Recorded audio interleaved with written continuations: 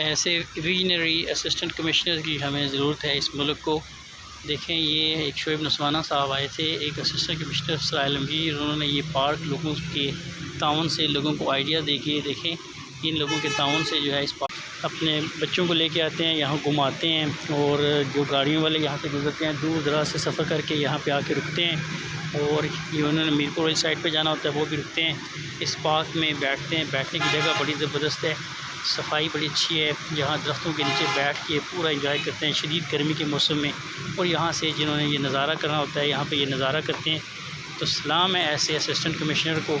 हर assistant commissioner को ऐसा ही होना चाहिए, इतना विजनरी होना चाहिए जो आने वाले वक्तों के लिए लोगों का सोचे।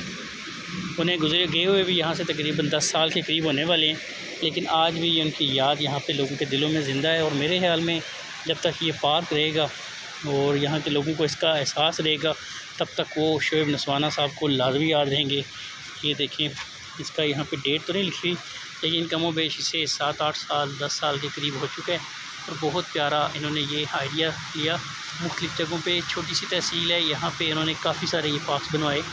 तो अप्रिशिएट करते हैं उनकी इस कोशिश को।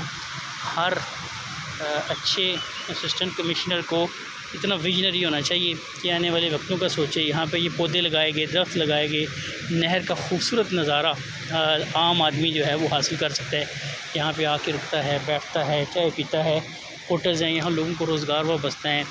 कोई जनाब यहाँ पे फालूदा लगाए हुए है, कोई जूस की शॉप है किसी की, कोई दही बल्ले, कोई गोलगप्पे, कोई पकोड़े, समोसे, जलेबी, मुख्तलिफ होटल है एक।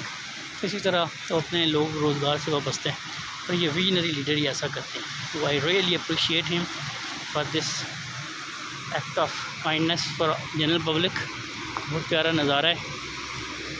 आपको कैसा लगा ये शेयर कीजिएगा और कमेंट कीजिएगा।